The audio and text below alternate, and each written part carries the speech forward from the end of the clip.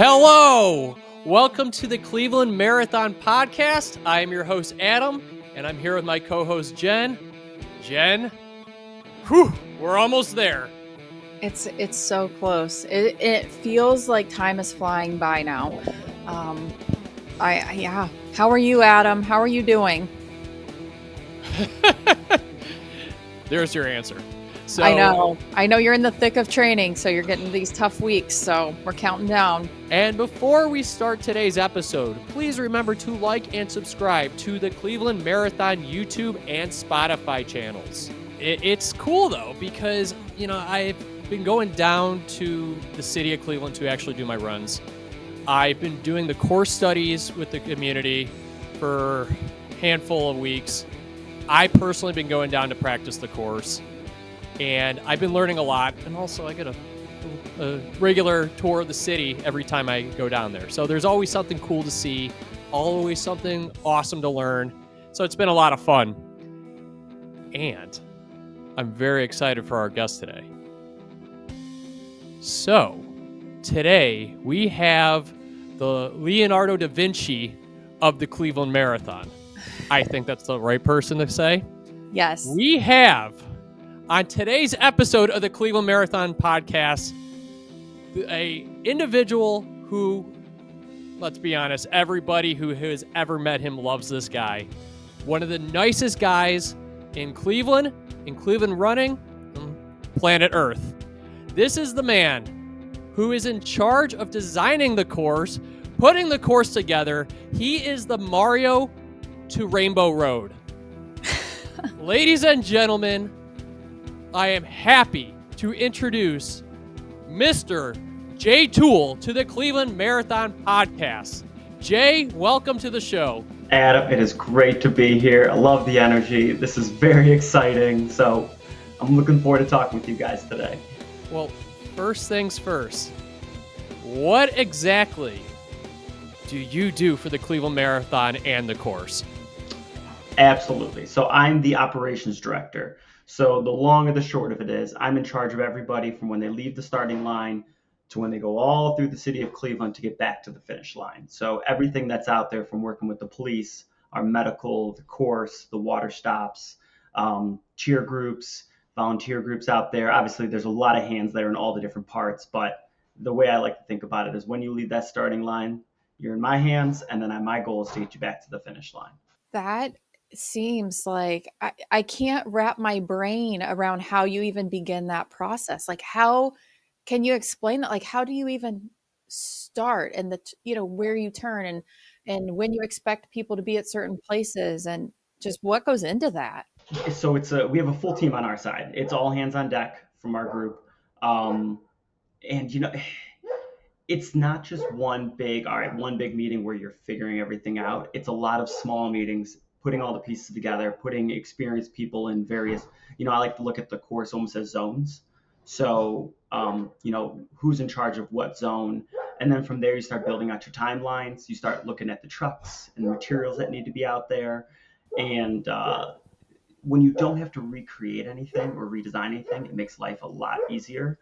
But and so for this year, we're not changing a ton from last year. So it makes the lift a little bit less than before, but it's just lots of meetings, lots of dotting the I's and crossing the T's, and just relying on the team to know the plan. And then when it comes May 17th, May 18th is when we get to execute, kind of deal. Yeah. I'm glad you brought up both dates, because for the audience, Jay is in charge of literally every single event on marathon weekend. We're talking the 5K, the 10K, the half, and the full. And correct me if I'm wrong, the kids run too, right? The kids run. Absolutely. It's a small little laid back but fun event right on Saturday afternoon. So, you get through the 5K, 10K, and then it's like herding geese trying to get those kids to follow it. But they're adorable. They're a lot of fun. So yes, the kids run as well. We're a part of. Jen lives in Ashland, so she's used to geese. They're Oh, everywhere. yeah. And chickens and yeah. So Oh when you yeah, try to get yeah. them off the road, they all follow each other. It's the same thing for, honestly, not even just the kids run. It's for the adult, the marathons and everything as Just well. They herding all everywhere, just just herding. follow the person in front of you, and that's the best way to go about it. And if Yeah, you're the first, then you're following the car in front of you. It makes it pretty easy. exactly. That helps us a lot with course and everything like that. It's definitely everyone just follow people in front of you. You know, one of my favorite things at the expo is the video that plays of the drive through of the course. And it's so cool to watch it from that perspective. Have you been able, do you drive the course? Absolutely. Yeah. You drive the course many times. Yeah. One, because you want to be as familiar when you're actually out there. So I guess if we're rewinding quickly, race day, of course, we start about 3 a.m. or so, both days, and that's putting cones out there, signs out there. You try to finish with about an hour or so to spare. That's for your lead time in case there's any fires to put out, kind of deal. But then when the race ready, set, go, I'm not the quote unquote lead car. We have a different person in our team that does that. I'm a half mile ahead of them basically. So I'm zooming out there, and you don't want to be looking at maps when you're doing that. You want to know the course like the back of your hand. There's no time to make sure you're on the right street. So you kind of go off of, obviously, being a Cleveland native and everything, and running in Cleveland for so many years. You kind of just get to you just recognize the lay of the land kind of deal. But yeah, so you're driving the course and getting the police and making sure everyone's in position a half mile before that lead runner gets there. That's kind of what race morning looks like in the cast of knowing the course. So leading up to it, driving the course a lot, looking at maps, checking with the construction crews that are out there. Unfortunately, like any Midwest city, as soon as the weather gets nice, that's when the other kind of orange cones come out there. So you're trying your best to mitigate as many obstacles as you can prior to race weekend. 3 a.m. That's an early start for sure. It's not bad. Once you get moving, the adrenaline and everything from race day kind of takes over.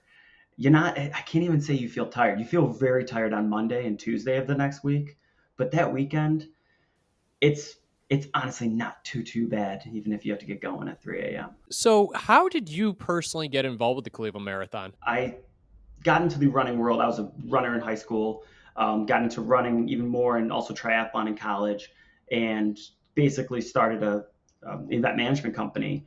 And I think it was in 2015, I approached the marathon and said, "Hey, any job you have, can I be a part of it?" And I got to be in charge of the hand cyclists, um, and also like the warehousing and tracking of a lot of their items that were going out on course for a number of years. Pandemic hit, everything kind of got flipped on its head, and that gave me the opportunity to step into the role of operations director. Those first couple years were tough from many perspectives. You had the health advisories. You couldn't do certain things with the race. The city also was not even allowing you to be in parts of the city yet. Hence the 2020 course being or 2021 course being very unique. We'll use the word unique. It's a very nice way of putting it, where a lot of shoreway. But then as things kind of opened up, and I've gotten to grow with the marathon, and kind of, when we get into talking about the course, showcasing how proud I am of being a part of Cleveland. It's a Midwest Rust Belt city that's had its challenges and everything. So whatever we can do to kind of showcase the city and show people, not just from obviously the suburbs, but from around the state and from around the country, how cool this city is. That's kind of always been the focus as I've kind of grown in this operations director role. Well, I can tell you the Cleveland Marathon staff loves you. During the production of this podcast series, it was a must to have Jay Toole on the show. And obviously, I've known Jay for many, many years, so they didn't have to twist my arm too hard. So it was a soul deal. I'm like, absolutely, Mr. Toole must come on the show. I appreciate that, Adam. That's awesome. So Jay, you just talked about the course and how much there's certain areas you just love. Like, are there certain parts of the course that are your favorite or landmarks you thought these have to be on the course? It's so important for Clevelanders or visitors coming to Cleveland to be able to run by these areas, or what are those areas? Oh my goodness. Yeah. So my favorite thing, and the 5K and 10K is tough. It's not, well, I wouldn't say tough's the right word, but it's not enough distance to really hit that much of the city. The 5K, you're going 3.1. So if we're kind of starting from the lowest distance, the 5K is awesome because we take you down to the harbor. You run it past the Cleveland Brown Stadium, the Rock Hall, the Science Center. You get to see the lake and all that stuff. There's a little bit of a hill in there, but the way I like to look at the course too is, this is Cleveland. It's hard, so I'm going to make, the course has to reflect that as well. You don't get to have just a flat run the entire way. For the 10K, it's really cool heading over to Cleveland State. You obviously, our Cleveland University and everything. It'd be awesome if we could head out to Case Western and everything. We just don't have enough distance for that. So Euclid Avenue has got a really cool vibe with that center median and everything like that. So I like taking runners down that.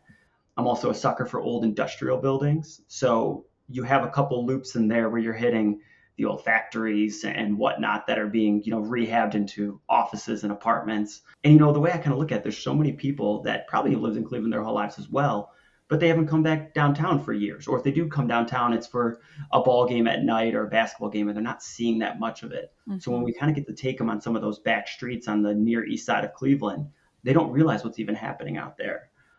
So that's what I love about the 10K. But when you get to the half and the full, that's when you really get my favorite parts of this race. If you kind of look at, obviously the half is completely encompassed in the full. So the full is really cool because you start with the downtown section and you got, Playhouse Square, running by the Chandelier, down all those major thoroughfares. And it's so fun when you're, a runner and you get to take over the roadways again. I'm a big fan of like pedestrian first, both cyclists and walkers and runners. So when we get to kind of own the roads like that for one day of the year, it's awesome. So then the half marathon, of course, really fun going down through those downtown highlights, seeing a lot of the stadiums, Playhouse Square, like I said. Then, of course, we take you down by the stadium and everything as well. When you loop back up from that up West 3rd, then you head down into the east bank of the Flats, which is night and day, probably to 20 years ago. Yeah. It's so cool going down like Old River Road, which those that don't know, it's this brick road right along the Cuyahoga River. And they've been updating it. There's a stage there now. And I don't think we'll have a band on it this year, but it's such a sweet area that if you didn't know existed, it would be an awesome surprise. The downfall of going into the Flats is what goes down must come back up. Oh, I preach. And I know where this is going. And the audience, what Jay's about to say, I promise you it is well worth the payoff. Jay, go ahead. Continue on. I would first like to apologize to anyone that hates hills. I get it. You want the fastest possible time, but this is Cleveland. We have the flats. You can't running in Cleveland without the flats. Adam, you probably have an awesome reference to something there. You could see, we know each other too well because I'll continue on or you continue on, but yeah, I'll jump in a moment. You're right. Yeah. I do have a reference. I don't. Well, you cut me off at any time because I'll just kind of keep going through it. Jen asked for the highlights of the entire course, and it's tough to pick one aspect because they all are a different taste of Cleveland. Yeah. The downtown section, obviously, the big buildings, the industrial buildings, the stadiums, and everything, and then the flats, just this really cool aspect of Cleveland that's below the city line kind of deal that's growing and being built up every single year. Coming up out of the flats, we take you up the most gradual hill I could find, Scranton Road. There's been years, people probably hate that hill. I love that hill. I get it's not maybe his favorite, but anyways, it takes you into Tremont, which is one of the coolest neighborhoods of Cleveland. And Jay, that's where I'm going to jump in because what I love about marathons in general, major city marathons especially, I'm a baseball guy at heart, and every MLB stadium is different. Mm-hmm. I mean, of course, you still have 90 feet to first, and in marathons, of course, 26.2 or 13.1 and halves. So that's the kind of stuff. But what's a home run in one stadium, maybe a fly out in another. So every ballpark is different. And that's what I love about, every single marathon is they embrace the city. And before I continue, I definitely want to say to you, thank you, because the way you design that map and the course, you bring people through memories. If it's celebration or sorrow, you are the one who literally guided them to the memories that made them not just the runner that they are, but the person that they are. And I think that's what's extremely special to the Cleveland Marathon. So thank you for doing that. Adam, I appreciate the very kind words. It was looking at maps, and I'm so thankful for the various council members that are in charge of the various wards that we run through, and also the people that live there that aren't runners, because I know we're impacting their lives. That we're making it hard for them to get on their typical Saturday or Sunday routines. So for them to give us one day, and for so many of them to actually come out and cheer the runners on and everything like that, that's probably the best part about it. Race day is the celebration, both for the runner, but also kind of for us. It's stressful, it's hectic, it's long, but when you kind of turn the corner or you come up into a new area and you see people on lawn chairs at 7 a.m. With their own cowbells, their own cut orange wedges, and everything like that, you're like, this is awesome. It's such a cool thing that brings people together. And they do. The Clevelanders celebrate us just as much. And you're exactly right. I mean, you've got kids out in pajamas in their driveway cheering with signs they've made, and they might not even know a runner out there, but it becomes a holiday in Cleveland to celebrate the marathon. And they do embrace it. And we are impacting their lives. They can't get out of their driveways. And they've Yeah. chosen to just embrace the running community in Cleveland. And yeah, it is awesome. I would say the two things that, because I know there's a lot of veteran runners in the Cleveland area that ran the old course that basically would take you out to either Rocky River, Bay Village at one time, or even Lakewood and back. And they loved it because, one, I mean, I'm born and raised in Lakewood, so I'm a big fan of, obviously, our western suburb city. And obviously it's flat. Some of those communities will come out and cheer as well. But the new iteration of the Cleveland Marathon, there's many reasons that led to us, from city, requirements to whatnot. But I wanted to make it also celebrating the city it's named after. It's the Cleveland Marathon. So showcasing the highs of Cleveland, the awesome neighborhoods of Cleveland, and keeping it encompassed within the city, and then also trying to keep it as consistent as possible. You're always going to have road closures and stuff year over year because of construction projects. But it's when you keep it consistent, those families, those kids in pajamas, they know to look forward to it the next year. And, the first year they're going to do orange wedges. And like, oh, we saw this really cool, silly, inflatable arm flailing tube man, and they're going to put that on their front yard the next year. So allowing the communities to expect it and, bring their own energy and ideas, because you can't manufacture that. It's got to come organic from the people that are out on the course cheering for you. I don't know what else to say.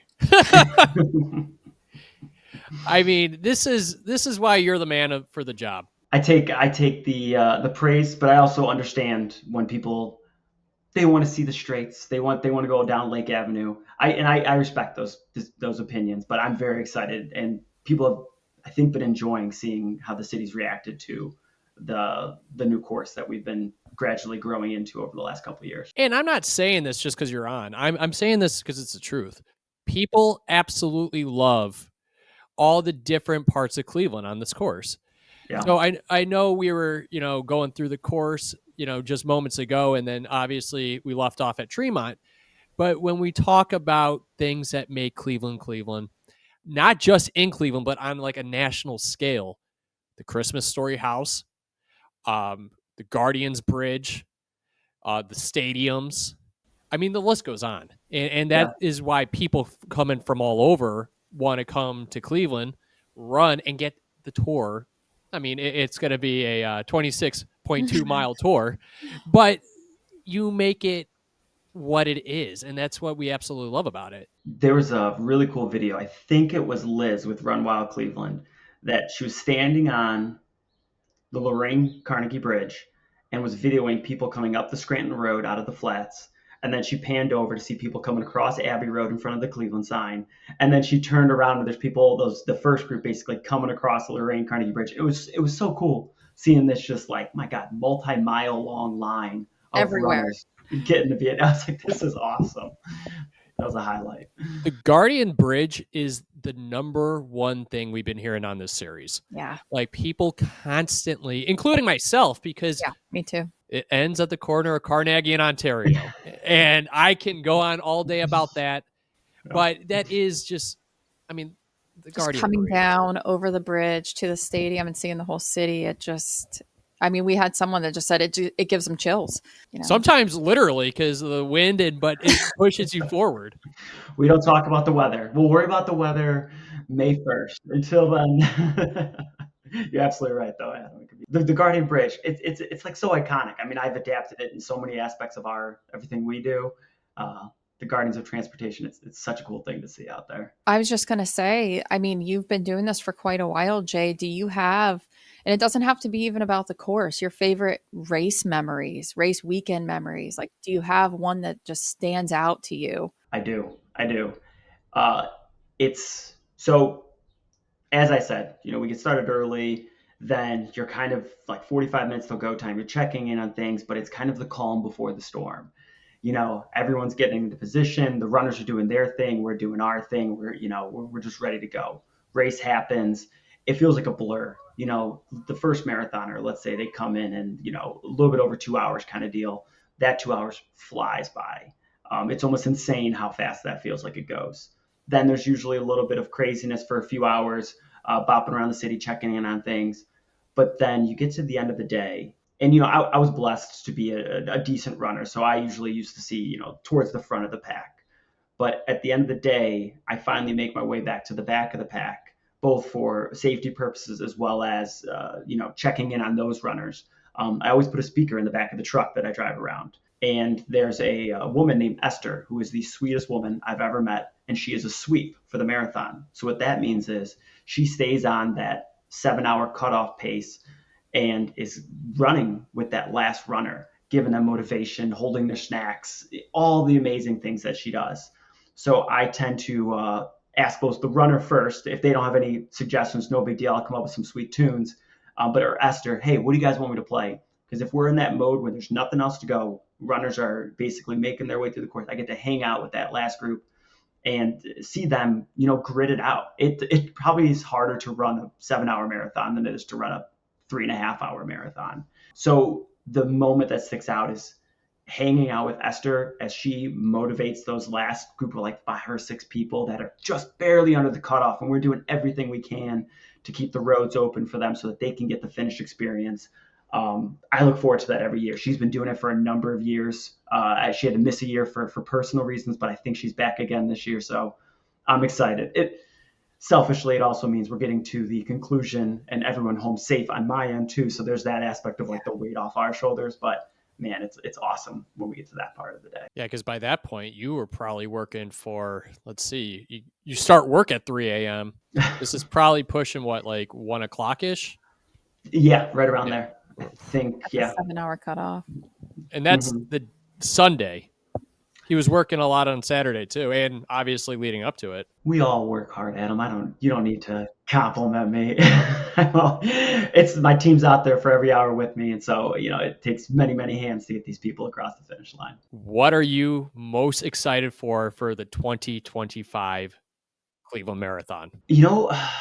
I'm excited for the runners to get to experience it. Because we're not changing a lot. I'm really excited to see how the city reacts to it. We send out mailers. We work with the block clubs. We talk with the ward Congress people. So I'm excited to see how the city rises to that morning. As me and Jen were talking about before with the cheer and everything like that. It's always fun, and you don't know what to expect. You see some ridiculous things. Like we've been a part of marathons where unofficially there's beer stops and fireball shots and everything like that.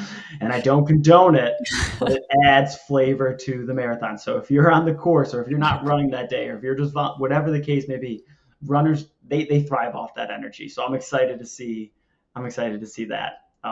We have big plans. There's 2 really big additions we're looking to do to Marathon Weekend that won't be happening this year, but we'll see if we can pull them off in the future. Jen, in our industry, that's called a cliffhanger. I know. I'm like, are you going to secretly tell us or we have to wait? I don't mind telling you. I don't want to tell you and then not happening in the next year. Let's hold off. Let's give the audience some suspense. They're going to have to check back. Adam, they're going to have to check back. This is the Tony Soprano cut to black. What happened? I don't know. I'll give you one more teaser with it. the half marathon, they get to see downtown Tremont Flats. It's awesome. They get to come across the Guardian Bridge. Obviously, the full does the same thing. But then the full gets to continue on into Ohio City, Edgewater neighborhood, Edgewater Park, the Shoreway. The Shoreway is rough because of there's not a lot of trees. It's a little rolling. It could be a little exposed out there. But you get to experience that, that near west side of Cleveland. Then if you're a half marathoner, you just aren't able to get over there. Not enough distance. So one of the plans that we have allows for people that 1 year maybe they get to see the first half of the course. 1 year, because of various reasons, they'll get to see the second half of the course and race that as well. So we'll see how that transpires. Sounds exciting. I didn't expect this. I This is a know. lot of fun. If you could see the whiteboard meetings, there's lots of debates on all the different fun things we want to do. I love that, like, one side of your wall is going to be like these plans for the future, and then the other side, it's beautiful drawings of giraffes from your kids and everything. We're keeping balance here. I put one up one time, and then now it's like, oh, I made you another picture. Can you hang it up? I'm like, absolutely, we'll hang that one up as well. Well, as you can tell from my set, yeah, send some over because I need some wall art. You got it. I can do that. I have thousands to spare, so that sounds good. Well, Jay, I can't thank you enough for coming on today's episode. Is there any last bit of advice that you would like to give to the runners of Cleveland as a prep for the 2025 Cleveland Marathon weekend? Ooh. So you would like some advice for the runners as well as final thoughts kind of deal? Anything. Floor is yours, man. Yes. So to the people that have ran it in the past and are finally coming back to it, finding that spark to run again, I want to hear about how you liked it. I don't want to go back to this too much, but like I totally get the people that like that big out and back because it keeps it easy for their mind to compartmentalize, or they like to run through Lakewood so much, whatever the case may be. But I want to see how you experience, running down the tighter streets of the Cleveland neighborhoods and everything. Whenever we do these races, we always have a after action meeting, and I like to call it the good, the bad, and the ugly. And every single piece of feedback has its place. And at the end of the day, I just care about runners having the best experience ever. It's gonna hurt. 26.2. There's no pleasant way to run 26.2 miles without your legs yelling at you. So I want to give you the most fun, the most energy I possibly can out there. So keep training. Throw some hills in your workouts. I don't remember which famous runner said it, but hills are speed work in disguise. Get them in there. You're going to thank yourself later. And then, have fun with it. Obviously, you want to go for a PR or whatever your goal might be, but race day, it's a special time for everybody. You're running amongst thousands of other people down streets that are typically occupied by cars and everything. So have fun with it. Don't take it too serious, but still give it your best. Jay, this is why you're the best in the business. It was a pleasure, Adam and Jen. Thanks for having me. Thank you so much. We couldn't have said that better. I mean, you just summed it all up. So thanks, Jay. Jay, you might have this podcast next year then too. Taking it over.